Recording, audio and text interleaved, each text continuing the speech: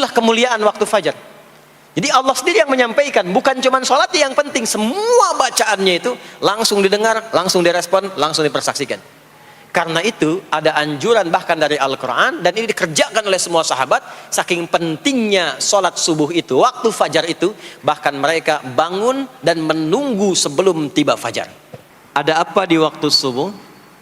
Apa perbandingannya dengan waktu-waktu yang lainnya? Mengapa sebagian nama yang disematkan di dalam ibadah di waktu-waktu itu justru tidak sama dengan nama waktunya, tapi disebutkan dengan nama-nama yang berbeda? Zuhur kenapa dengan zuhur tidak nahar? Asar kenapa disebut asar tidak masa? Subuh kenapa disebut subuh dan ada dua nama dengan fajar? Ya, kenapa namanya dua? Itu yang coba kita hadirkan di pertemuan kajian kali ini. Mudah-mudahan dari pencerahan yang kita dapatkan di kesempatan pagi ini ada bakal terbaik yang kita bawa pulang setelah menunaikan ta'lim ini insyaallah. Tidak cukup dengan amin, kita mulai dulu ya. Bismillahirrahmanirrahim. Kita mulai Quran surah ke-17 Al-Isra di ayat ke-78. Bismillahirrahmanirrahim.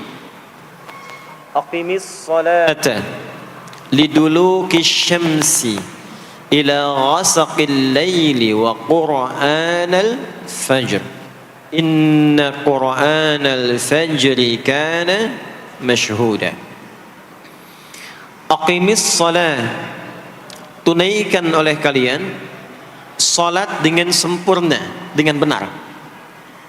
Penting dicatat, setiap ada perintah menunaikan salat dalam Al-Quran yang salatnya dimaknai sebagai ibadah formal, bukan bermakna doa biasa.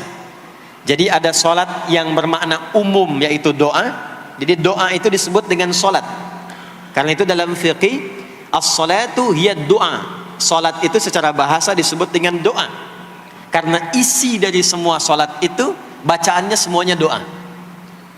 Tapi kalau ada salat yang dimaksudkan ibadah yang kita tunaikan dimulai dengan takbir, berniat kita, ditutup dengan salam, maka salat yang dimaksudkan ini itu seringkali di Quran kalimatnya dibuka dengan derivasi kata aqama yuqimu.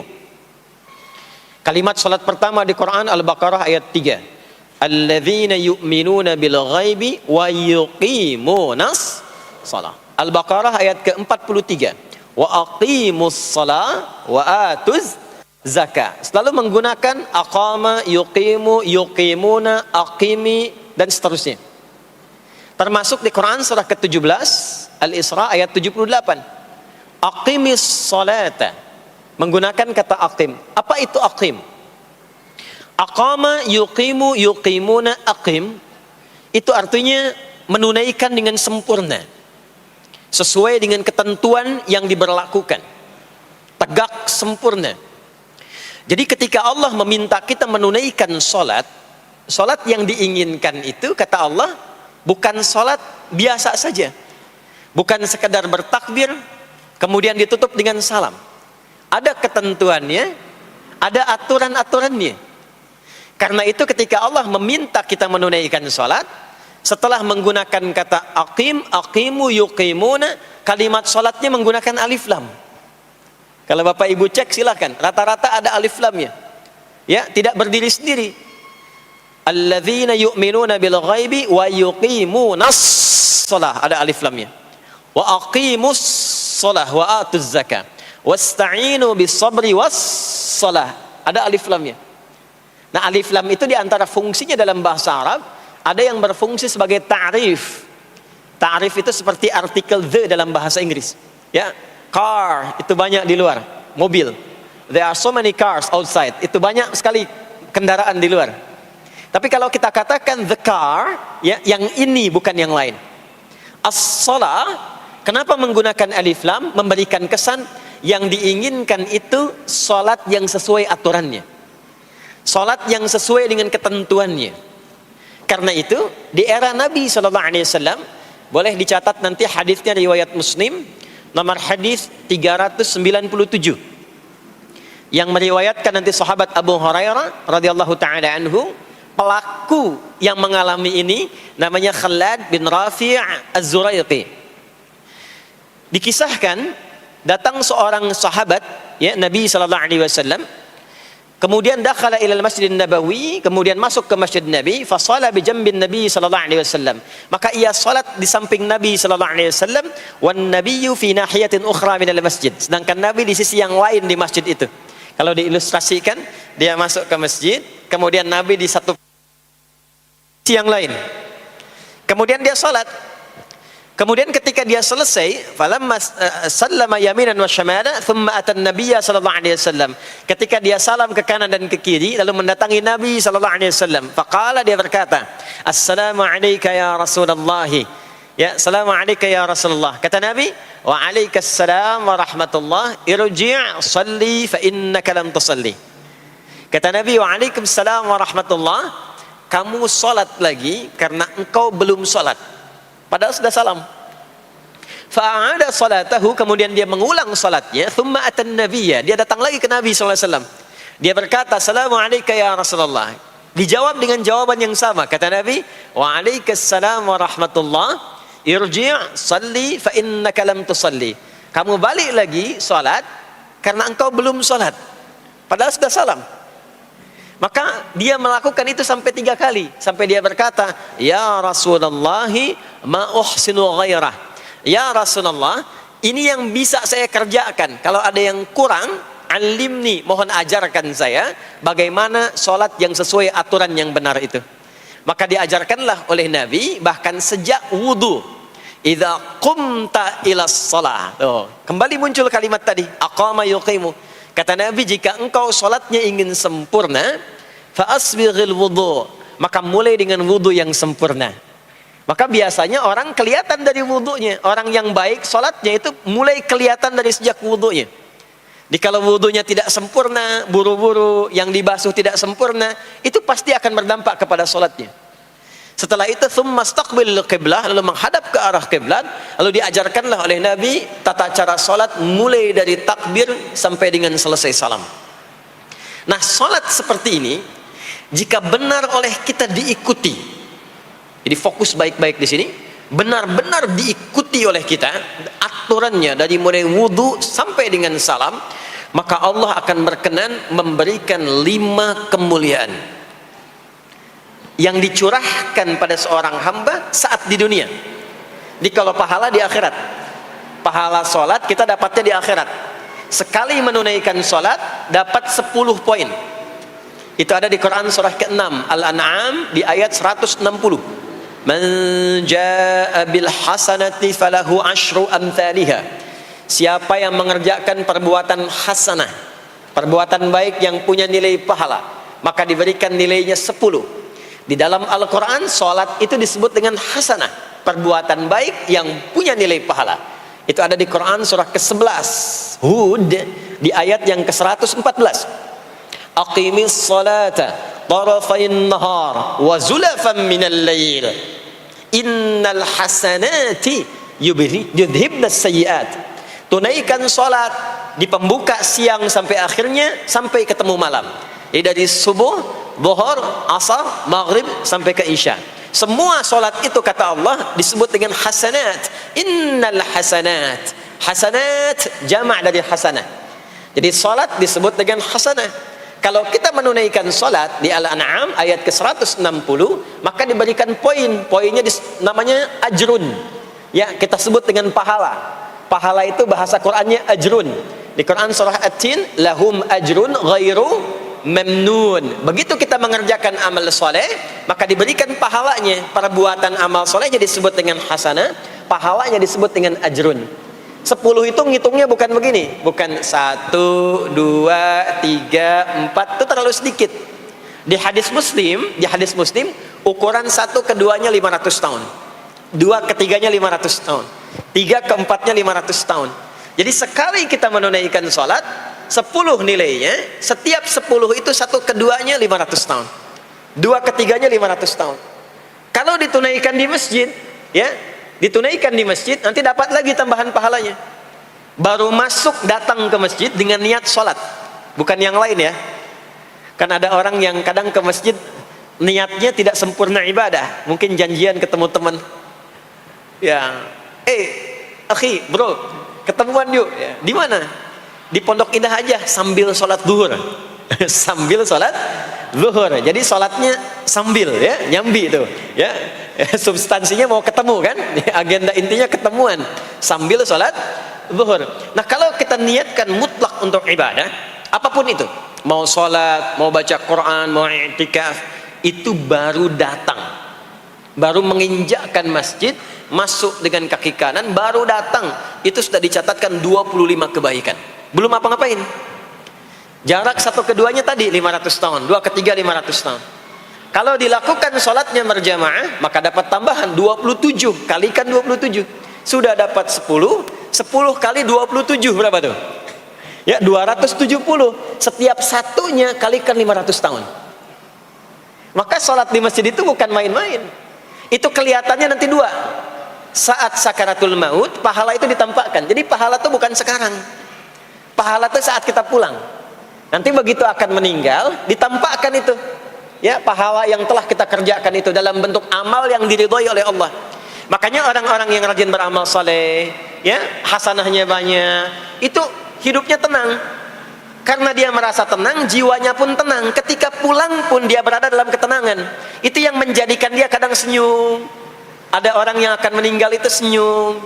Ya, sedang baca Quran, ada yang sedang duduk, ada yang sedang ngaji, ada yang sedang sholat. Saking tenangnya, panggilannya pun tenang. Quran surah 89 ayat ke-27 sampai ayat 30. Ya ayyatuhan nafsul mutmainnah, hei jiwa-jiwa yang tenang, irji'i ila rabbiki radiyatan mardiyah, cepat pulang, aku sudah ridha dengan amalmu, engkau pun akan ridha dengan pemberianku.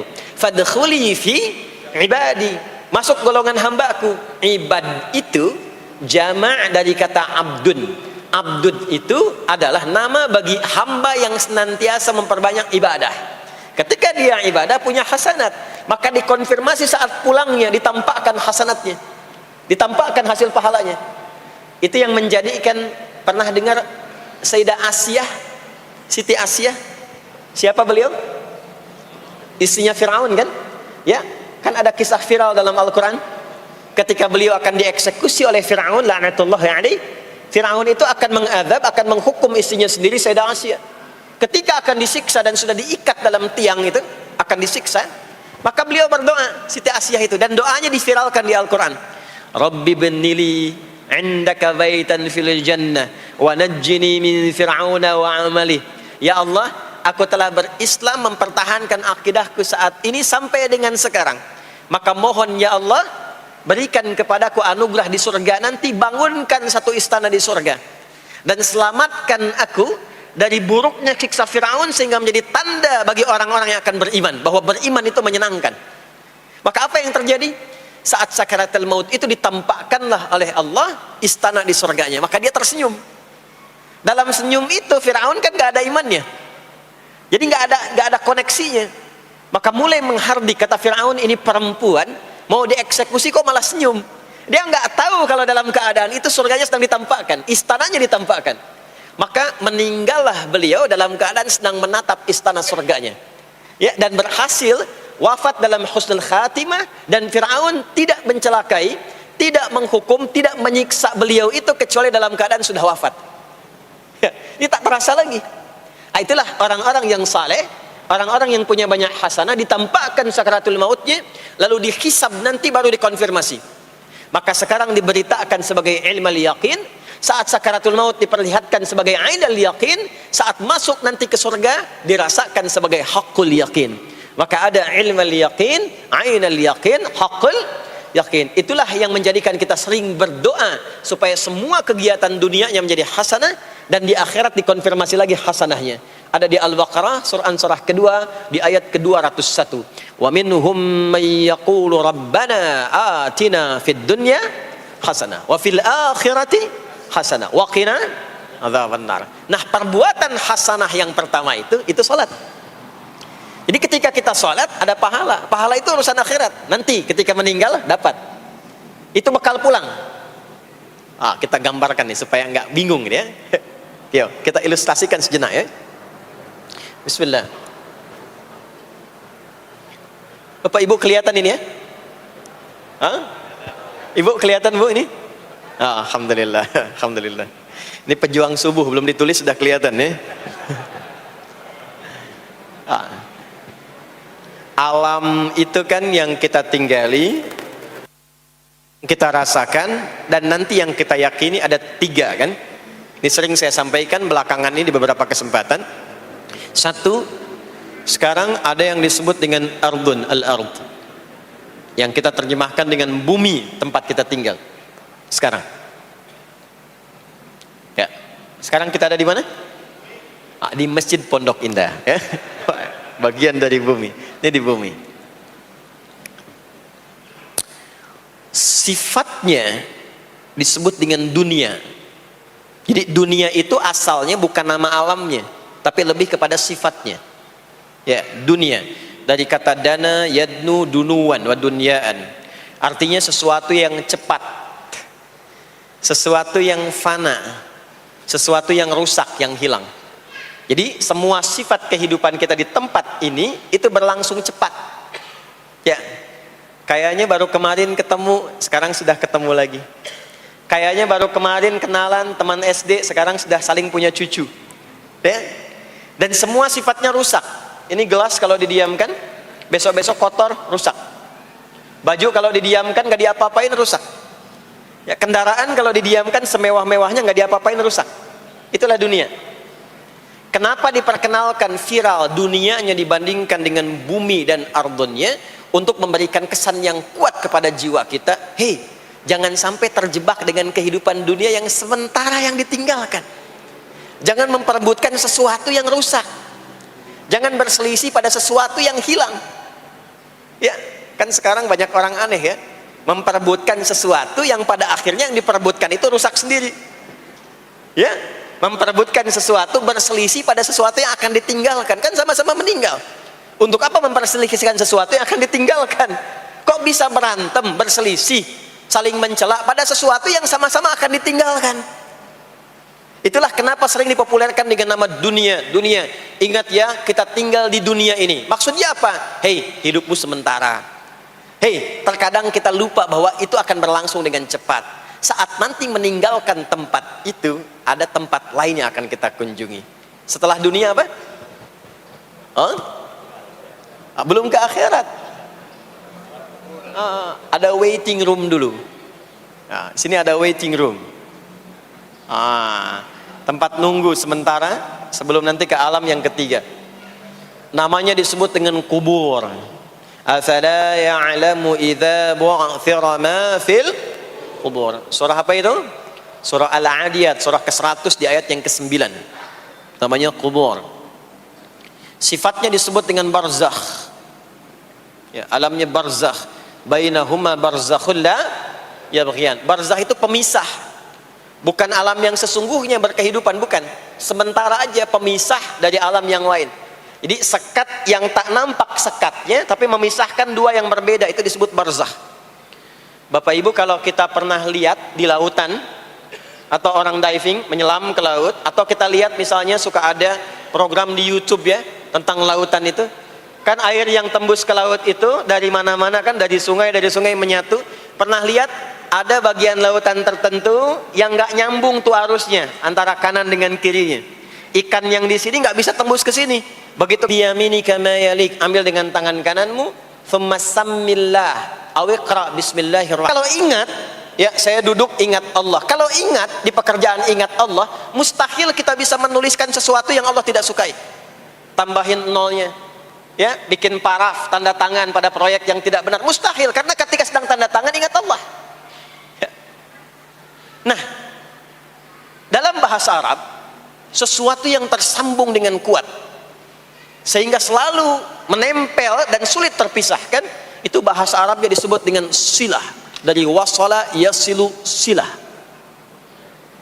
Ibadah yang melatih kita untuk terus tersambung sehingga ingat pada Allah di setiap keadaan, yang dengan ingat itu menjadikan otomatis amal perbuatan kita ingin dipastikan diridhai dan disukai oleh Allah sehingga berubah menjadi soleh.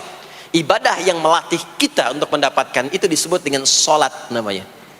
Sholat. Makanya sholat disebut sholat bukan hanya mengandung unsur doa, tapi latihan yang Allah berikan kepada kita untuk mengoneksikan diri kita sehingga dalam semua kegiatan kita ingat Allah. Itu yang dimaksud di Quran surah keempat An-Nisa di ayat ke-103. Ya. Fa idza qadaitumus salata, maka jika Anda telah tuntas mengerjakan salat, fadhkurullah. Ciri orang yang berhasil salatnya adalah dia mampu mengoneksikan dirinya dengan Allah. Makanya kalau sudah selesai salat, kita sudah ingat Allah. Nah, kalau belum ingat Allah, diminta coba ingat lagi. Selesai salat, jangan buru-buru meninggalkan tempat kita salat. Ingat dulu, sambungkan dulu, sehingga saat keluar dari tempat kita salat sudah ingat Allah. Bahasa Arabnya mengingat Allah itu disebut dengan zikir, zikrullah. Karena itu salat disebut dengan zikir. Buka Quran surah ke-20 Thaha ayat ke-14. Saya nggak akan keluar dari Quran hadis sehingga nggak bisa didebat. Nggak bisa didebat. Anda nggak bisa debat karena ini bukan pikiran, karena ini Quran dan hadis. Quran surah ke-20 Thaha ayat ke-14.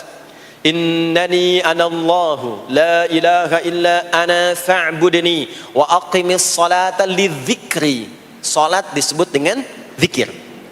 Zikir itu artinya ingat. Makanya tadi saya katakan di awal, salat itu melatih kita supaya ingat Allah. Karena itu ketika kita salam, assalamualaikum warahmatullahi wabarakatuh, assalamualaikum warahmatullahi wabarakatuh, belum ingat kita kepada Allah, maka diminta zikir pasca salat. Setelah salat ada zikir kan? Dan zikir pertamanya apa? Hadis Muslim, astaghfirullah, astaghfirullah, astaghfirullah. Itu yang paling singkat. Kalau mau agak panjang, astaghfirullahalazim, alladzi la ilaha illa huwal hayyul qayyum wa atubu ilaihi. Kenapa istighfar?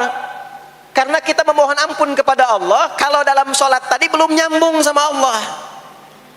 Karena ada orang yang saat sholat bukan ingat Allah, dia masih ingat dunia. Padahal dari sejak awal sholat sudah diminta buang urusan dunia ke belakang. Makanya kita bertakbir, itu ada kitabnya. Asrarus shalah, nadharat fi ma'anis shalah. Ketika Anda mulai bertakbir, takbir begini, Allahu Akbar. Kenapa mengangkat tangan gini salah satunya? Di antara maknanya, buang urusan dunia ke belakang. Pasrahkan dirimu kepada Allah. Kalau sholatnya ingin khusyuk, jangan bawa urusan dunia ke dalam sholat. Buang. Yang menjadikan seseorang kurang khusyuk begitu takbir, dunia masih dibawa. Lisannya berucap Allahu Akbar, tapi pikirannya motor hu akbar, mobil hu akbar, ya kan? Status tuh belum diupdate hu akbar, ya, miss call belum dibalas hu akbar. Itu bermasalah. Sehingga mudah dikerjai setan. Ada setan namanya khanzab di Sunan Abu Daud. Saat seseorang mulai bertakbir, kata Nabi, fayaqulu syaitanu, di situ setan mulai beraksi. Sebelum takbir kita dibikin fokus. Anda silahkan praktekkan. Kalau mau sholat rasanya fokus. Tapi mulai bertakbir Allahu Akbar, setan mulai beraksi, kata Nabi. Udhkur kada, udhkur kada. Ingat ini, ingat itu. Hatta la yash'ural musalli kamrak'atan yusalli. Sampai ada orang sholat yang tidak sadar berapa rakaat sedang menunaikan sholatnya. Subuh berapa rakaat tadi? 2 diucapkan, tapi ketika dipraktekkan ada yang 3. Ada yang 1. Ya, ada yang begitu. Ada, tapi di hati saya gitu ya. Nah ini. Makanya setelah kita sholat, salam, assalamualaikum, assalamualaikum, itu kita mencoba menyempurnakan dengan apa? Istighfar dulu. Kalau tadi ada yang belum tersambung.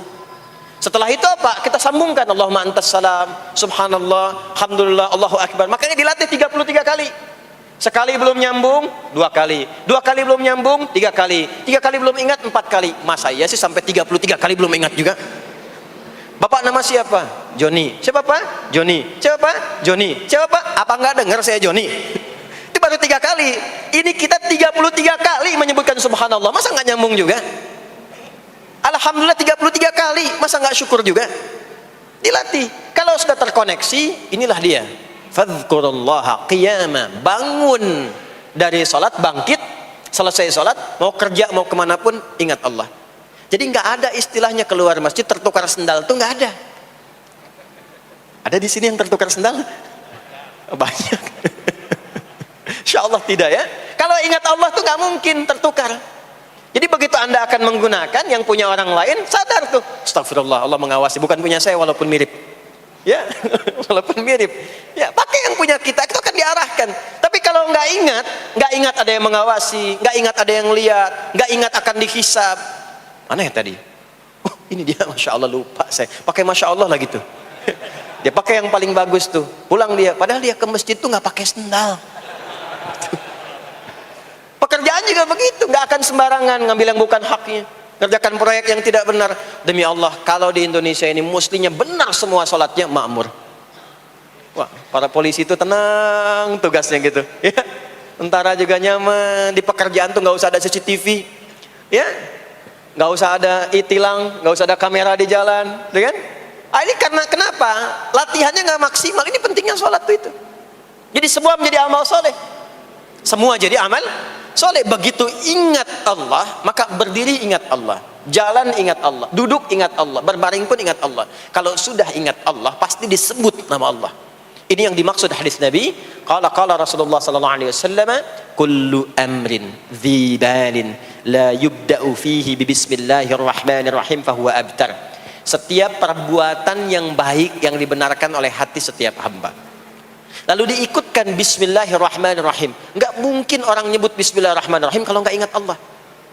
Minum, bismillahirrahmanirrahim. Makan, bismillahirrahmanirrahim. Bekerja, bismillahirrahmanirrahim. Itu ketika dikerjakan langsung jadi hasanah. 10 poin. Ada pahalanya. Dan jangan dianggap ringan ya. Ini kalimat ringan tapi menentukan saat pulang, saat meninggal nanti. Nah, kalau nggak disebutkan bismillahirrahmanirrahim atau tidak bacakan doa yang menyertainya, maka jadi dunia saja, solehnya hilang, tinggal amalnya. Dibalasnya di dunia, akhiratnya nggak ada. Itu yang dimaksud Quran surah ke-25 Al-Furqan ayat 23. Wa qadimna ila ma 'amilu min 'amalin faj'alnahu haba'an manthura. Kalau ada orang berbuat baik di dunia tapi tidak disertakan niat akhirat, kami balas dunianya. Anda kerja belasan tahun, puluhan tahun untuk dunia aja, dapat gaji, dapat benefit, dapat penghargaan. Ada yang juara, ada yang dapat bintang, champion, ya, ada yang promosi jabatan, tapi niatnya untuk dunia. Allah adil, kata Allah, kerja keras dia untuk dunia, saya balas dengan balasan dunia. Tapi kalau diniatkan akhirat, dunia dapat, akhiratnya pun dapat. Kan kerjanya sama, etosnya sama, di tempat yang sama. Kita niatkan akhirat, gak ada ruginya. Begitu meninggal, dapat. Beruntungnya dan bersyukurnya kita sebagai muslim, kita itu lengkap informasinya. Urusan kubur ada informasinya, akhirat ada informasinya. Silahkan komparasikan dengan informasi dan sumber manapun. Ditemukan nggak yang informasi detail seputar kubur, seputar hisab, seputar kiamat, seputar surga, seputar neraka? Cuma di Islam. Itu yang kita syukuri, supaya kita siap-siap. Bukan sekedar dibaca, baca ada pahalanya, tapi siap-siap ada konsekuensi kebaikannya.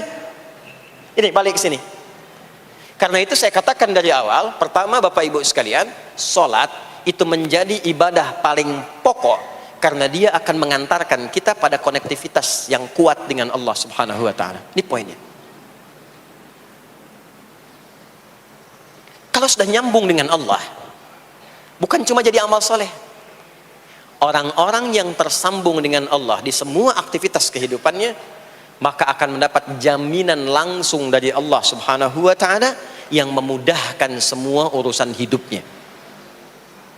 Mudah sukses, mudah bahagia, mudah tenang. Semua kemudahan yang kita raih dalam konteks kebahagiaan, ketenangan, kesuksesan itu kalau digabungkan semua maknanya, berubah katanya menjadi falah. Apa namanya? Falah. Falah itu bahagia, sukses, nyaman. Kalau dibuka kamus English Arabic misalnya, falah itu bahasa Inggrisnya success and happiness. Bukan cuma bahagia, bahagia dan sukses. Bukan cuma sukses, karena ada orang sukses belum tentu bahagia. Saya sering tanya yang ini nih, dan biasanya para ibu yang juara menjawabnya itu. Ya, pilih mana? Kaya tapi gelisah, atau miskin tapi tenang? Miskin tapi tenang. Sukses tapi gelisah, ya, atau miskin tapi tenang? Sukses tapi tenang, ya. Sukses dan bahagia. Nah, sukses dan bahagia itu bahasa Arabnya falah. Ini poinnya. Falah. Sekarang coba kita dengar baik-baik. Cek telinganya masih ada nggak tuh? Cek telinga masih ada nggak? Setiap hari, di setiap pergantian waktu dalam sehari. Pergantian waktu sehari itu ada 5. Dari mulai subuh, ke siang, zuhur, ke sore, asar, mau habis sore menjelang malam, maghrib, muncul malam, isya. Itu setiap hari 5 kali berganti waktu diperdengarkan oleh Allah. Hambaku, kamu harus bahagia. Hambaku, kamu harus sukses. Apapun pekerjaanmu, sukses. Apapun aktivitasmu, harus bahagia. Harus senang, harus tenang. Falah. Kuncinya apa? Salat. Diperdengarkanlah hayya 'alas shalah. Diperdengarkan di telinga kita. Telinga bahasa Arabnya udhun. Jamaknya adzan. Maka kalimat yang diperdengarkan 5 kali sehari itu disebut dengan adzan. Dan satu-satunya lafaz yang diperdengarkan 24 jam di muka bumi ini tak pernah berhenti. Makanya setiap tempat terjadi perbedaan waktu sholat. Ya, di sini tadi subuhnya jam berapa? 4.13, 12, 49, 4.10. Terjadi perbedaan pendapat tentang waktu subuh. Ya, ini menandakan bahwa bukan dari tempat yang sama. Saya di Bekasi tadi 49, 4:09, sini 4.13. Jadi setiap detik, setiap menit, ini adzan, sana adzan, ini adzan, sana adzan, terus bersautan. Dan kalau kita dengarkan sedunia itu dari beda waktu, 24 jam diperdengarkan. Hayya 'alas shalah, ayo salat. Kenapa mesti salat ya Allah? Hayya 'alal falah. Dengar tuh baik-baik kata Allah. Salat akan mengantarkan engkau pada kebahagiaan. Salat mendekatkan engkau pada kesuksesan. Salat mengantarkan engkau pada kedamaian. Makanya kalau orang salat pasti tenang hatinya. Kalau nggak percaya silakan. Salat itu diantara manfaatnya mendatangkan ketenangan. Salat mendatangkan kesuksesan. Karena itu salat bukan hanya ibadah yang diwajibkan pada umatnya Nabi Muhammad SAW saja, tidak. Semua nabi dan rasul yang pernah bertugas di bumi itu semuanya salat dan meminta umatnya salat. Hanya memang kita yang paling sempurna menunaikannya, caranya. Ya, dulu umat nabi-nabi lain juga salat. Contoh, Nabi Musa salat. Nanti diviralkan di Quran surah ke-20 Thaha ayat 14. Nabi Isa alaihi salam yang paling dekat ke Nabi Muhammad 600 tahun sebelum Nabi lahir, itu salat. Beliau salat. Diviralkan di Quran surah 19 Maryam ayat 31 sampai 33. Ya, sampai ke 33-nya wa ja'alani mubarakan aina ma kuntu wa awsani bis shalah. Salat. Siapa lagi? Nabi Zakaria. Nabi Zakaria itu kapan beliau mendapatkan berita gembira akan punya anak? Saat salat. Jadi berdoa, masuk ke mihrabnya Maryam, melihat Maryam punya banyak keistimewaan, maka beliau salat di mihrabnya itu. Di Quran surah ketiga Ali Imran ayat 38 sampai 39. Hunalika da'a Zakaria rabbah qala rabbi habli min ladunka dzurriyyatan thayyibah innaka sami'ud du'a. Turun jawaban, fanadathul malaikatu wa huwa qa'imun yusalli fil mihrab annallaha yubashshiruka bi Yahya. Jadi Nabi Zakaria itu dapat berita akan punya anak namanya Yahya saat sholat. Di sholat itu kalau dikerjakan bisa berdampak pada percepatan terkabulnya doa. Minta apapun dijawab sepanjang maslahat. Makanya nanti untuk umat Nabi Muhammad jangan tunggu, panggilan sholatnya adalah panggilan langsung dari Allah. Minta, punya masalah apa? Aku selesaikan kata Allah. Di sholat itu bukan main-main, bukan beban, bukan sekedar kewajiban, tapi kewajiban yang dipaksa untuk membahagiakan kita. Kalau Allah nggak sayang, nggak akan disuruh sholat. Pak, Bu, itu panggilan sholat. Perhatikan panggilan pertamanya, Al-Baqarah ayat 45. Wasta'inu bis sabri wassalah. Kata Allah, hei hambaku, kalau engkau punya masalah, sabar dulu, terima. Karena aku titipkan masalah itu kepadamu untuk meningkatkan kualitas hidupmu, bukan ingin membebanimu. Dan tidak mungkin aku uji engkau dengan masalah itu kecuali engkau mampu mengatasinya. La yukallifullahu nafsan illa wus'aha. Nah sekarang bawa itu lewat sholat, minta solusi kepada Allah. Terima dulu dengan sabar. Setelah itu belajar untuk meningkatkan kualitas hidup, dan bawa lewat sholat, minta solusi.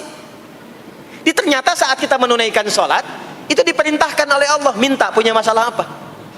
Makanya kita katakan, begitu Allah perintahkan wasta'inu bis sabri wassalah. Hei, kalau punya masalah terima dengan sabar, minta tolong, minta solusi kepada Allah lewat salat. Maka ketika kita minta, kita robah kalimatnya dari wasta'inu, kata perintah, menjadi bentuk permohonan, fi'il mudhari. Iyyaka na'budu wa iyyaka nas. Itu ketika Anda mengucapkan iyyaka na'budu wa iyyaka nasta'in, fikihnya begini, ucapkan di lisan, hadirkan dalam hati dan pikiran kita masalah apa yang sedang kita rasakan. Minta kepada Allah solusinya. Minta. Jadi bukan sekedar diucapkan. Karena hadis qudsinya berbunyi begini, hadis qudsinya. An Abi Hurairah radhiyallahu ta'ala anhu qala Rasulullah sallallahu alaihi wasallam qala Allah azza wa jalla, Allah berfirman. Saya langsung saja ke bagian kalimat iyyaka na'budunya. Idza qala al-'abdu, kalau seorang hamba berkata dalam salatnya, iyyaka na'budu wa iyyaka nasta'in, ya Allah, sekarang hamba salat kepadamu, ibadah hanya kepadamu, seperti yang kau perintahkan. Maka hamba memohon kepadamu, ya Allah, seperti yang kau janjikan. Wa iyyaka nasta'in. Lalu hadirkan dalam benak kita, ya Allah, engkau maha tahu sebelum hamba ungkapkan. Hamba punya persoalan ini. Mohon kepadamu, ya Allah, hilangkan semua masalah itu. Berikan hamba solusi yang terbaik. Berikan hamba keberkahan darimu. Itu sekilas hadir dalam jiwa kita. Maka apa yang terjadi? Qala Allah azza wa jalla, dijawab kalimatnya itu, hadza baini wa baina 'abdi wa li 'abdi ma sa'al. Ini perjanjian antara aku dengan hambaku. Kalau hambaku benar salatnya sampai kalimat ini, apapun yang dia mintakan sekarang, aku akan kabulkan. Sepanjang itu ada maslahat untuk dirinya. Dicontohkan itu oleh Nabi Zakaria. Beliau itu minta saat berdiri, Pak, bukan saat sujud. Dimulai dari berdiri. Nanti akumulasinya saat sujud. Itu berdiri aja kalau benar mintanya dikabulkan. Tidak menunggu selesai sholat. Dan ada fikihnya, nggak sembarangan, ada fikihnya nanti. Ada fikihnya, ya, ada tuntunannya. Poinnya adalah sholat itu solusi. Makanya jangankan Nabi yang tadi saya sebutkan, Nabi Ismail, itu saking pentingnya sholat, wasiat beliau yang diviralkan di Al-Quran untuk semua keluarganya, sholat. Ada di Quran surah 19 Maryam ayat 55. Wa kana ya'muru ahlahu bis salah. Kata Allah, dan tercatat Ismail itu pernah berwasiat meminta semua keluarganya, hei, sholat. Jadi kalau kita mau urut sampai ke atas, semua sholat. Muhammad sallallahu alaihi wasallam bin Abdullah bin Abdul Muttalib bin Hashim bin Abdul Manaf bin Qusay bin Murrah bin Kilab bin Ka'ab bin Ghalib bin Fikir bin Malik bin Nadar bin Kinana bin Khuzaimah bin Mudrikah bin Ilyas bin Nizar bin Mudar bin Ma'ad bin Adnan bin Addi bin Adri bin Muqawwam bin Nahur bin Tarikh bin Ya'rub bin Yasjub bin Nabit bin Ismail alaihi salam bin Ibrahim alaihi salam bin Azar atau bin Nahur bin Abir bin Kinan bin Arfakhshad bin Sam bin Nuh alaihi salam bin Mikhlail Matusyalah bin Kinan bin Anwas bin Thith bin Adam alaihi salam. Semua salat. Coba ulangi itu. Semua salat. Para nabi salat, para rasul salat. Anda bukan nabi, bukan rasul, nggak mau sholat dan pengen mudah hidupnya, pengen masuk surga Firdaus lagi, Anda sehat. Jadi ini pentingnya sholat itu bukan cuma kewajiban, tapi diwajibkan, dipaksa dengan wajib itu supaya bahagia, supaya falah.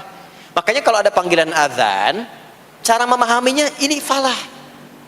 Oh, ini solusi saya di sini nih, kebahagiaan saya ada di sini, kesuksesan saya ada di sini. Ya, makanya ketika dipanggil oleh muadzin, hayya 'alas shalah, labbaik, siap saya. Di sini. Ini poinnya. Nah, saya sambungkan kembali, ya. Ketika seseorang dilatih lewat salat dan sudah mulai tersambung dengan Allah Subhanahu wa taala, maksudnya ingat Allah, tertatalah semua aktivitasnya. Maka berubahlah lewat salat ini, lewat latihan ini, semua kegiatannya berubah, didorong menjadi amal soleh.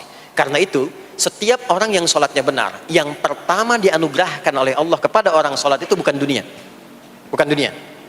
tapi perubahan perilakunya menjadi lebih baik. Jadi bukan kaya dulu, ya. Abdurrahman bin Auf tuh hijrah masuk Islam, dilatih sholat, malah hartanya hilang semua dirampas. Tapi setelah itu jadi apa? Jadi orang paling kaya, ya. Abu Bakar As-Siddiq, Utsman bin Affan, Umar bin Khattab, pertama kali masuk Islam kan latihannya sholat. Apakah langsung kaya? Jadi pemimpin?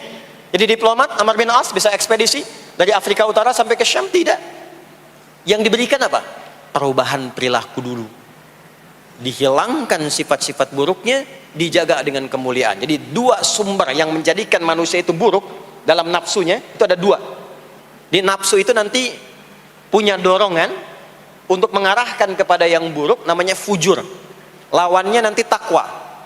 Lawannya takwa. Di Quran surah Asy-Syams surah 91 ayat 7 sampai 10, wa nafsi wa ma sawaha fa alhamaha fujuraha wa taqwaha. Nah, fujur itu nanti yang membisikkan, mengarahkan kepada hal-hal yang negatif.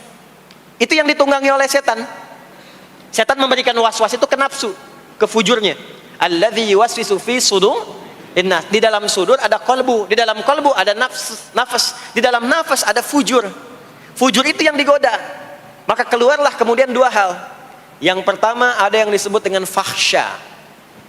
Fahsya itu dorongan dari syahwat untuk berbuat yang menyimpang.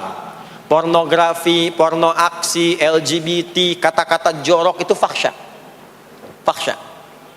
Nanti temannya adalah mungkar. Mungkar itu keburukan yang diingkari, ditolak oleh hati, sumbernya nafsu perut dan akal. Mencuri itu mungkar, merampok itu mungkar, korupsi, membunuh, menipu itu mungkar. Jadi sumber keburukan itu cuma dua. Kalau bukan fahsya, itu mungkar. Orang yang sholatnya benar, maka parameternya itu, ukuran pertama kali dia dapatkan adalah ditutupnya oleh Allah, dijaganya oleh Allah keadaan nafsunya, sehingga dia tidak dikontrol oleh perbuatan fahsya dan mungkarnya. Maka aktiflah sinyal takwanya. Takwa itu lawan nafsu. Makanya nanti kaitan takwa dengan nafsu sama-sama disebutkan. Nafsu 115 kali, takwa yang terkait fungsi nafsu 115 kali. Takwa digembosi, ya, awas, diwaswasi oleh setan, setan disebutkan 88 kali. Takwa disupport oleh malaikat, malaikat di Quran disebutkan 88 kali. Ini bukan ilmu tak-atik, hitung sendiri aja kalau mau. Itu menarik tuh. Karena sama, kalau Anda mendengar suara adzan kan ada bisikan kan? Cepat, sudah adzan, siap-siap. Itu malaikat tuh. Tapi begitu selesai adzan, la ilaha illallah, tenang, baru adzan, belum qomat. Itu setan. Terus dua-duanya tuh, ya, memberikan bisikan, yang satu mensupport dan seterusnya. Yang paling menarik adalah kalau sholat kita benar, maka sinyal takwa aktif. Makanya amalan takwa pertama itu sholat. Setelah beriman, amalan takwa pertama sholat. Al-Baqarah ayat 2 dan 3. Dzalikal kitabu la raiba fi hudal lil muttaqin. Siapa muttaqin, orang takwa di situ? Ayat 3-nya, alladzina yu'minuna bil ghaibi wa yuqimunas sholat. Jadi kalau sholatnya aktif, takwanya aktif, sinyalnya aktif, sinyal itu yang akan menutup fahsya dan mungkar. Maka turunlah Quran surah ke-29 ayat ke-45. Utlu ma uhiya ilaika minal kitabi wa aqimis shalah. Kita hafal tengahnya, innas salata tanha 'anil fahsya'i wal munkar. Maka kalau orang sholat tidak akan berbuat fahsya, tidak ada lagi yang melambai laki-laki. Allah, nggak ada. Laki-laki yang laki-laki, perempuan-perempuan. Nggak ada lagi tontonan-tontonan pornografi. Yang jorok-jorok, yang kotor-kotor. Nggak ada lagi kata-kata kotor di lisan itu. Karena lisannya dilatih untuk mengucapkan yang baik-baik. Allah, sami'allahu liman hamidah, subhanallah, alhamdulillah, Allahu akbar. Makanya pasca sholat tuh berubah. Maaf ya, Allah tidak memberikan kepada Nabi Muhammad SAW tongkatnya Nabi Musa, mukjizatnya Nabi Isa,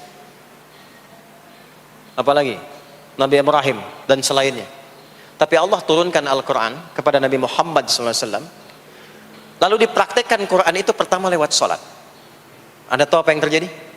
Nabi Muhammad itu diutus oleh Allah dalam lingkup masyarakat yang sangat terbelakang dan hatam kriminal. Jadi kriminalnya bukan dikerjakan, hatam. Dan nyaris tidak kenal kebaikan, makanya disebut dengan jahiliyah. Kalau Bapak Ibu tanya di zaman Nabi, ya maaf, ada pezina? Bukan cuman ada, hatam, perfeksionis zinanya. Membunuh itu ya, mabuk. Mabuk, ada orang mabuk kekinian di zaman jahiliyah, pemabuk amatir itu 5 kali sehari mabuknya. Yang amatir.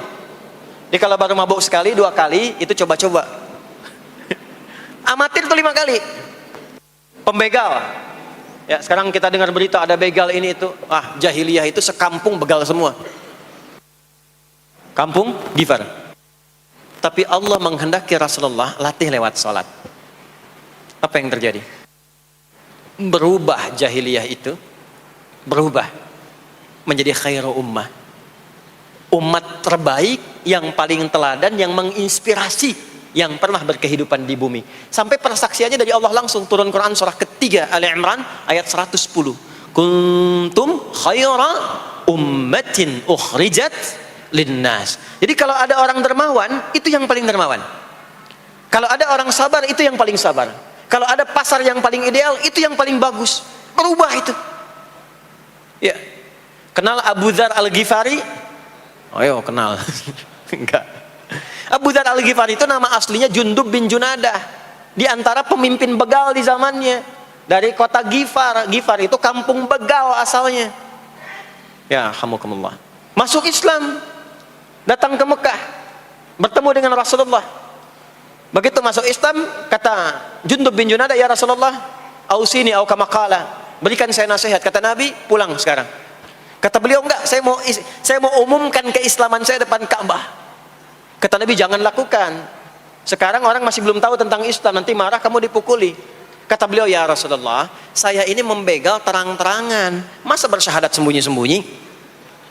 Maka keluar ke depan Ka'bah, dia katakan, ya ma'asyara Quraisyin, hei semua orang Quraisy. Datang orang, usyhidu bi annahu la ilaha illallah wa anna Muhammadar Rasulullah. Aku bersaksi, syahadat la ilaha illallah Muhammadar Rasulullah. Kalian mau apa? Dipukulin sampai pingsan.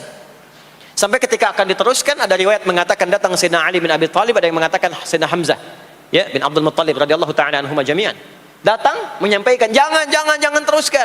Kalau ini meninggal, ini wafat, kita akan celaka karena kafilah kita akan lewat desa Ghifar. Kalau lewat Ghifar gak akan berhasil niaga kita, katanya. Ya, karena akan dihabisi semua, ini orang Ghifar. Maka dibiarkan pergi, pulang. Tahu apa yang terjadi? Begitu Nabi hijrah ke Madinah, dikagetkan dengan suara kaki yang berdecak kencang, bang bung bang bung bang bung. Ternyata ada berita gembira, sekampung begal Ghifar itu masuk Islam semuanya, berubah jadi baik. Untuk menginspirasi generasi kemudian, maka dipopulerkanlah oleh beliau kunyahnya dengan nama daerahnya. Sayalah Abu Dzar Al-Ghifari. Al-Ghifari itu maksudnya apa? Dulu saya ini berasal dari Ghifar, kampung saya kampung begal. Cuma karena saya masuk Islam, diajarin sholat, diajarin baik, sekampung baik semua. Ya. Makanya orang-orang Arab setelah itu, bahkan non-Arab, kalau datang memperkenalkan daerahnya. Imam Al-Bukhari, itu nama aslinya bukan Al-Bukhari. Nama aslinya Muhammad. Punya bapak namanya Ismail, punya kakek namanya Ibrahim, kakek buyutnya Al-Bughirah, yang buyutnya Al-Bardizbah. Tinggal di kecamatan Ju'fah, Kabupaten Bukhara, Provinsi Khorasan, sekarang negaranya Uzbekistan. Karena berasal dari Bukhara, datanglah beliau kemudian ke Arab, sekarang ke Jazirah, ke Mekah, ke Madinah, memperkenalkan, saya bukan orang Arab, saya dari Bukhara. Rumusnya tambah alif lam di depannya, ujungnya tutup dengan i. Al-Bukhari, saya dari Bukhara. Diperkenalkan, maksudnya apa? Islam sudah masuk ke tempat saya, orang-orangnya sudah baik, orang-orangnya sudah khusyuk. Itu memperkenalkan.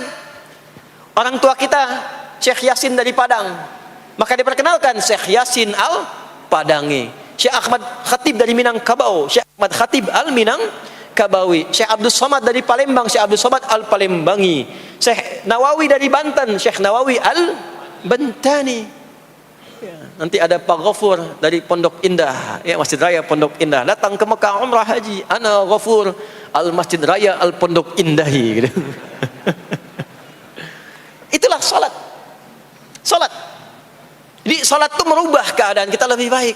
Itulah sebabnya kenapa 5 waktu, karena Allah inginkan di setiap waktu kita jadi orang baik, di setiap waktu kita bahagia, setiap waktu selesai persoalan.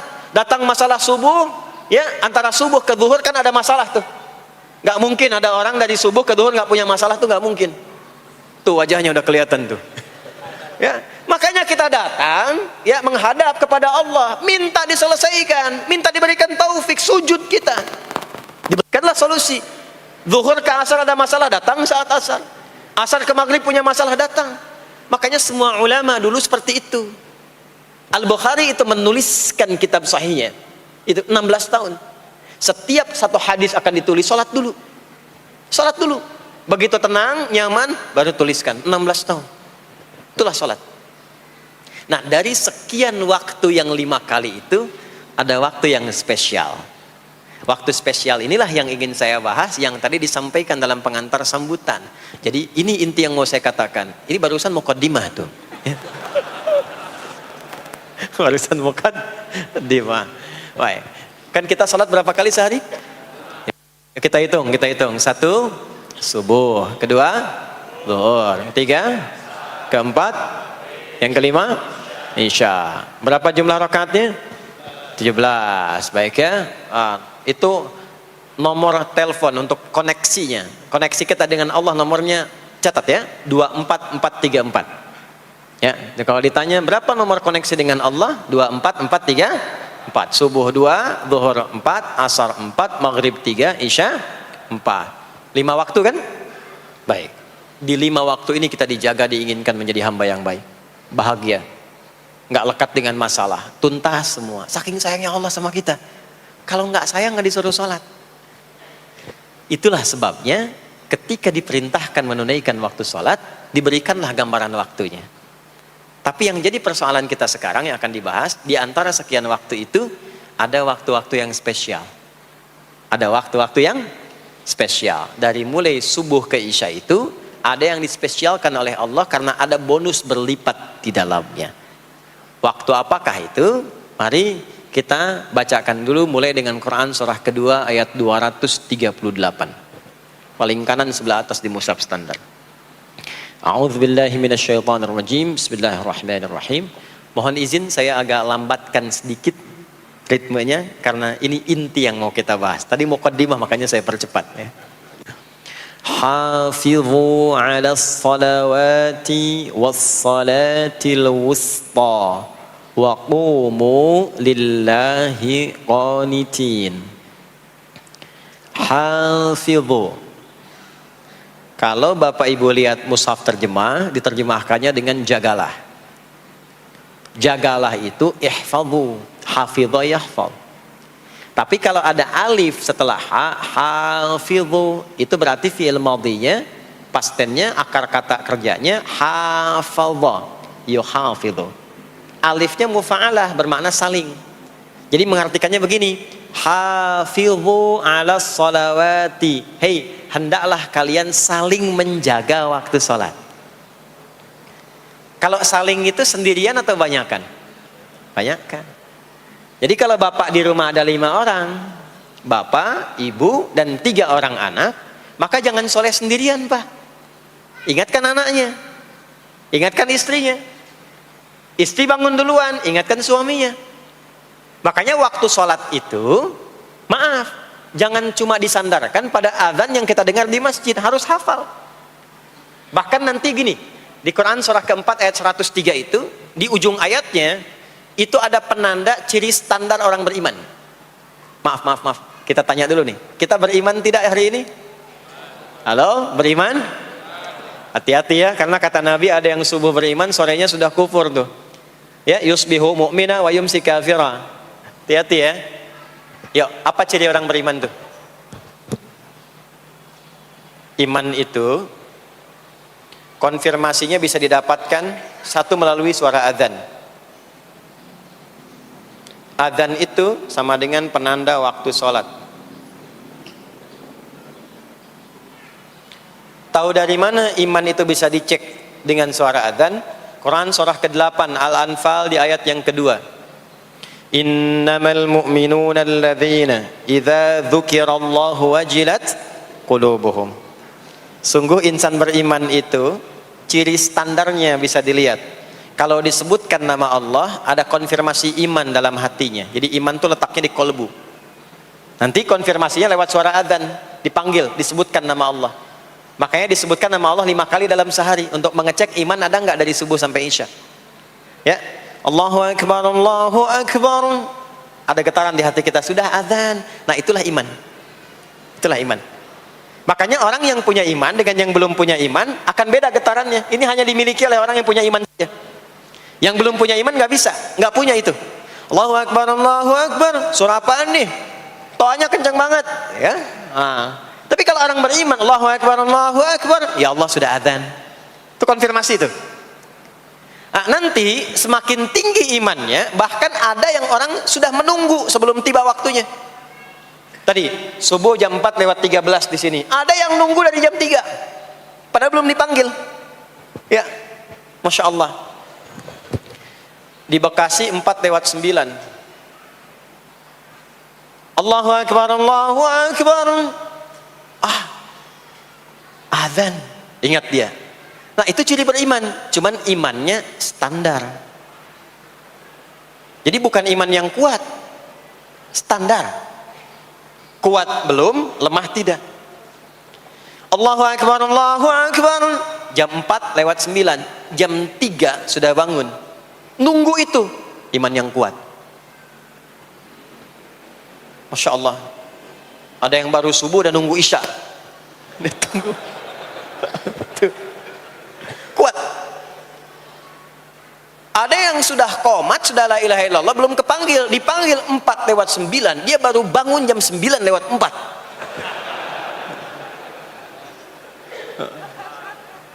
Tuh. Nah, ini iman lemah. Di bawah. Ciri standar, karena dipanggil ingat, maka ciri standar orang beriman itu tahu waktu sholat. Harus tahu, Pak, Bu. Itu standarnya. Itu ada di Quran surah keempat di akhir ayat 103. Inna salata kanat 'alal mu'minina kitaban mawquta. Kalau pakai terjemah balaghah itu bunyinya begini, sungguh orang beriman itu pasti tahu waktu sholat. Nah, jadi kalau ditanya jam berapa zuhur nanti belum bisa kita jawab dengan sempurna, itu artinya apa? Imannya belum naik itu ke level standar, belum menguat. Ya, ini poinnya. Nanti kapan waktu sholat itu tiba? Kalau ada yang belum ingat, jangan dibiarkan tidak ingat. Makanya kata Al-Quran, saling menjaga ya waktu sholat itu. Jangan sampai di keluargamu, ada temanmu, kolegamu, bahkan tetanggamu itu nggak tahu waktu sholat. Bahkan nggak sholat, itu bahaya. Kalau memang sayang sama anak, ingatkan. Sayang istri dengan suami, ingatkan. Tanda istri beriman yang cinta dengan suaminya, tanda pertamanya ketika mengingatkan suaminya pada semua hal yang disukai oleh Allah. Begitu sebaliknya. Maka kata Al-Quran, hafidhu, saling menjaga waktu sholat. Disebutkan di situ alas sholawat, bentuknya begini. Tulisannya alif, lam, waw, alif, ta maftuha begini. Alas, begini tulisannya. Karena nanti ada yang begini, as-sholat, ada yang begini. Biar saja, nggak usah. Ada yang begini, ta marbutah. Seperti Al-Baqarah ayat 3, alladzina yu'minuna bil ghaibi wa yuqimunas shalah. Begini tulisannya. Ada yang begini. As-salat pakai alif ta gini. Tapi di Al-Baqarah ayat 238 tulisannya begini. Alas shalawati, taknya terbuka. Secara singkat begini, secara singkat. Kalau tulisannya begini, maka yang dimaksud salat fardu. Yang dimaksud salat apa? Salat fardu. Salat fardu itu ada berapa? 5 waktu. Maka kata Allah, saling jaga ya. Waktu salat yang fardu itu yang 5 waktu. Di antara yang 5 itu ada yang spesial. Was-shalatil wusta. Waktu yang pertengahan. Tengah-tengah. Di antara 5 waktu itu. Yuk kita tuliskan dulu sebentar. Salat ada salat apa saja? Subuh, kemudian zuhur, kemudian asar, kemudian nggak cukup, ambil ke sini maghrib, kemudian isya. Subuh, zuhur, asar, pindah sini maghrib, isya. Lihat rumusnya. Jadi yang sholat pertengahan yang mana? Jangan lihat tulisannya itu, ya, karena subuh di tengah-tengah disebutnya subuh ya. Sholat pertengahan yang mana? Asar apa subuh? Subuh apa asar? Apa dalilnya? Kita pakai dalil. Nah, sholat pertengahan itu disebutkan oleh Nabi itu ada dua. Ada subuh dan asar. Qala Rasulullah sallallahu alaihi wasallam yata'aqabuna fiikum malaikatul laili wa malaikatun nahari fi salatil asri wa fi salatil fajri. Berebut semua malaikat yang bertugas di siang dan malam, berebut membersamai kita. Kalau berebut itu artinya kalau ada yang berdoa diaminkan, kalau ada yang mohon ampun diistighfarkan oleh malaikat. Jadi malaikatnya minta kepada Allah, ya Allah ampuni si fulan, ya Allah ampuni si fulan, ya Allah si fulan, dan seterusnya sampai selesai. Itu khusus di salat asar dan salat subuh. Sampai kemudian thumma yas'aduna ila sama'. Kemudian mereka, para malaikat itu kembali bertugas masing-masing, lalu Allah mengonfirmasi kepada mereka untuk menunjukkan kebenaran tugas malaikat yang tidak bermaksiat. Allah Maha tahu tentang hambanya, Maha tahu. Tapi Allah ingin menunjukkan kepada kita apa yang benar dari lisan malaikat itu, yang enggak pernah berdusta. Ya, maka Allah bertanya kepada malaikat, bagaimana keadaan hambaku ketika engkau tinggalkan? Maka disampaikan oleh malaikat itu, ya Allah, aku meninggalkan hambamu si fulan, dia sedang menunaikan ibadah, dia sedang sholat kepadamu, dan khusyuk berdoa, dan seterusnya. Maka apa jawabannya? Saksikanlah, ketika malaikat menyampaikan sedang ibadah, maka turun bonus dari Allah untuk mengampuni dosa si hamba itu. Itulah manfaatnya waktu pertengahan. Waktunya disebutkan di hadis ini asar dan subuh. Antara asar dan subuh itu masih ada yang unggul, ada yang istimewa lagi. Apa yang istimewa? Antara asar dan subuh yang istimewa terletak di subuhnya. Jadi dari 5 waktu ini, yang pertengahan asar dan subuh, karena amal di bawah ditunjukkan untuk mendapatkan penilaian langsung dari Allah seketika dan memberikan jawaban dari apa yang kita inginkan, asar dan subuh. Tapi dibandingkan asar dengan subuh, gila keduanya dibandingkan, dua-duanya mulia. Maka subuh punya kemuliaan yang tidak dimiliki oleh asar. Ya, makanya nanti asar bisa bertemu dengan zuhur, masih ada jama, masih ada qasar. Maghrib ketemu isya, masih ada jama, ada qasar. Ya, tapi subuh nggak bisa di jama, nggak bisa di qasar. Ya, makanya subuh letaknya jauh, ke isya jauh, ke zuhur jauh. Ya, saya mau jamaah, ya jama antara isya dengan subuh biar nanti bangunnya sekalian gitu, nggak bisa. Ya, maghrib masih bisa di jama dengan isya, isya di qasar, dari 4 jadi 2. Maghrib gak bisa dikosor karena 3 gak mungkin jadi 1,5. Ya, zuhur udah 2, masa mau dikurangin lagi? Subuh udah 2, gak mungkin dikurangi lagi. Maka dari itu subuh menyendiri sendiri. Nah, ada apa kemuliaan di subuh itu? Maka turunlah Quran surah ke-17 ayat 78 yang tadi saya bacakan di awal. Aqimis salata liduluki syamsi ila ghasaqil lail. Sampai sini zuhur sampai isya. Dulu kisyamsi tergelincir matahari itu zuhur. Sampai ghasaqil lail tiba malam itu isya. Lalu ditutup ujungnya wa qur'anal fajr. Khusus untuk subuh itu ditambahkan selain salat ada bahasa Quran di Quran sendiri. Khusus untuk subuh redaksinya ditambahkan dengan Quran. Apa itu Quran? Halo, apa itu Quran? Kalau tidak tahu cepat katakan wallahu a'lam deh. Apa itu Quran? Wallahu a'lam. Ada Quran, ada Al-Quran. Ada Quran, ada Al-Quran. Kalau yang disebut Al-Quran itu mutlak firman Allah. Dari mulai Al-Fatihah sampai An-Nas. Ini yang terdapat di dalam mushaf ini, di 2 jilid ini. Ya, itu Al-Quran. Kalau disebutkan Quran tanpa alif lam, maka yang dimaksudkan bacaan secara umum. Apakah itu Al-Quran, doa, istighfar, semua bacaan itu Quran. Kemuliaan sholat subuh itu dimulai sejak waktu fajar, matahari mulai keluar sinarnya untuk membelah gelapnya malam, itu sinarnya disebut dengan fajar. Nanti subuhnya saya terangkan di akhir. Sinarnya membelah kegelapan malam, fajar shadiq.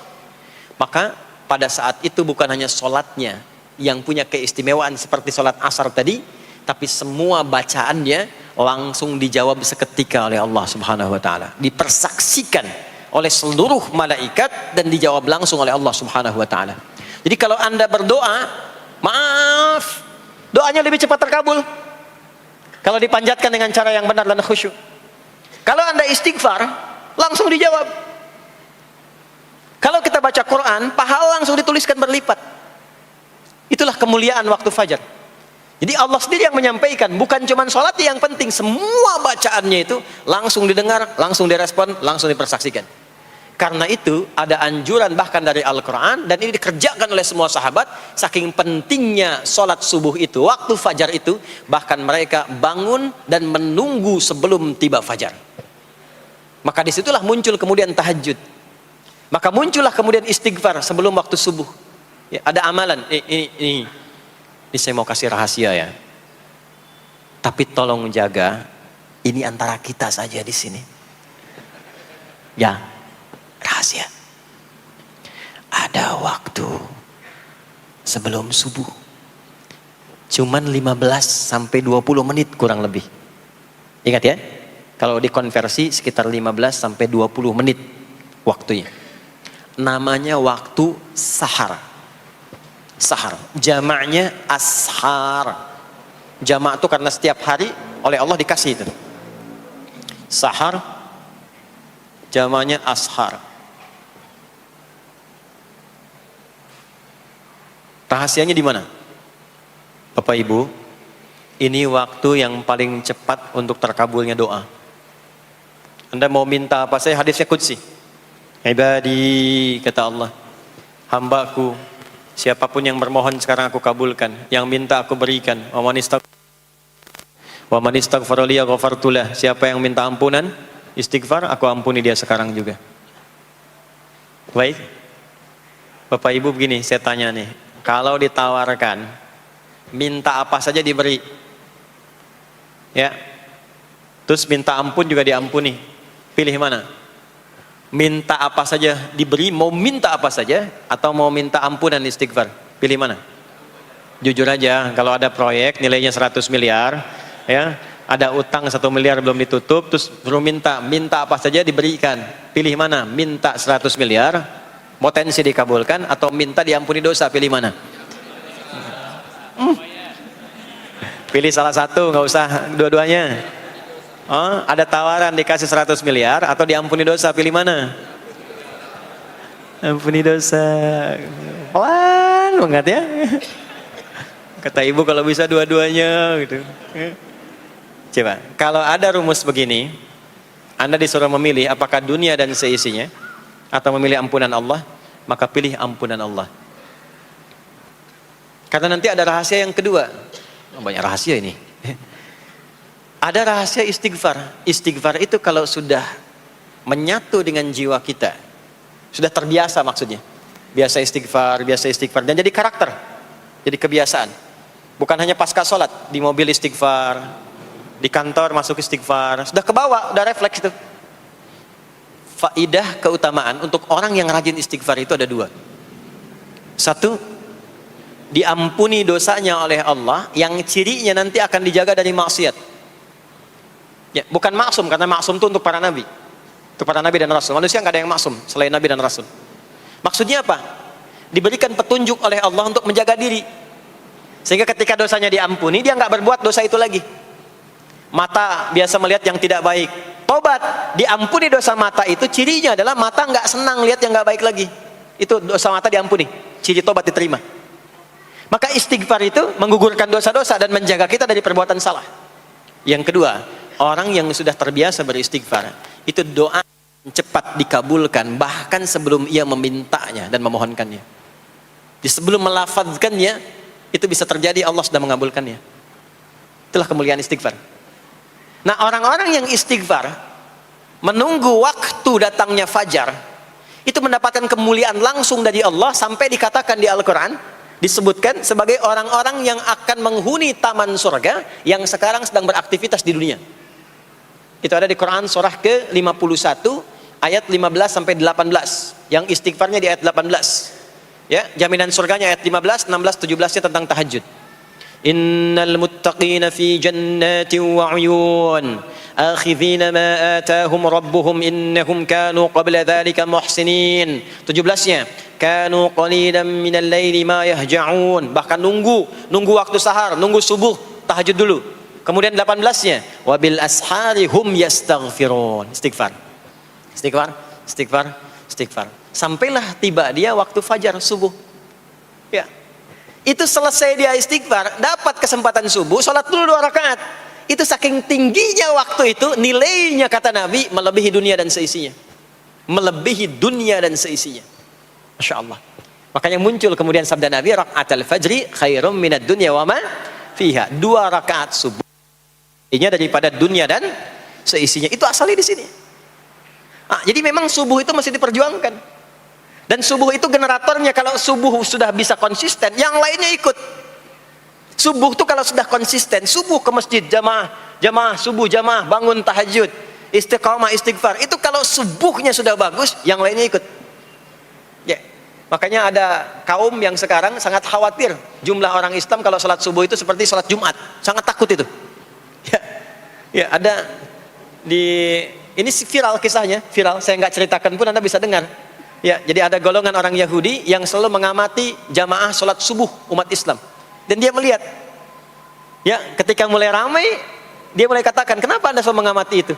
Ya, sebab kami lihat kalau jumlah jamaah subuhnya sudah seperti sholat Jumat, itulah kemakmuran, kebangkitan, dan kebaikan umat Islam akan tumbuh kembali. Jadi akan berpengaruh kepada yang lainnya. Itulah mudah-mudahan kegiatan perjuangan subuh, ya, ada pejuang subuh baik di Masjid Raya Pondok Indah, di masjid-masjid yang lainnya, memberikan keberkahan kepada kita, dan puncaknya adalah perubahan pada perilaku. Jadi kalau cuma berjuang datang subuh tapi tidak merubah perilaku, ada yang salah dengan itu semua. Ada yang tidak tepat, ada yang belum sempurna. Itu yang bisa kita sampaikan sebagai kajian pembuka kita di kesempatan kali ini. Mudah-mudahan ada manfaat yang bisa kita dapatkan. Kesimpulannya adalah salat adalah inti amalan kita yang bisa merubah alur kehidupan kita dunia dan akhirat. Salat kunci kebahagiaan, salat kunci kesuksesan, salat kunci datangnya rahmat Allah Subhanahu wa taala. 2, Allah meminta kita menunaikan salat 5 kali dalam sehari untuk memudahkan semua urusan kita di setiap waktu dalam sehari itu. Dan yang ketiga, di antara sekian 5 waktu itu ada waktu-waktu yang istimewa, yaitu asar, dan yang paling istimewa adalah subuh ataupun fajar. Mudah-mudahan kita bisa konsisten menunaikan dan menjaga waktu salat itu sampai kita pulang kepada Allah dalam keadaan husnul khatimah.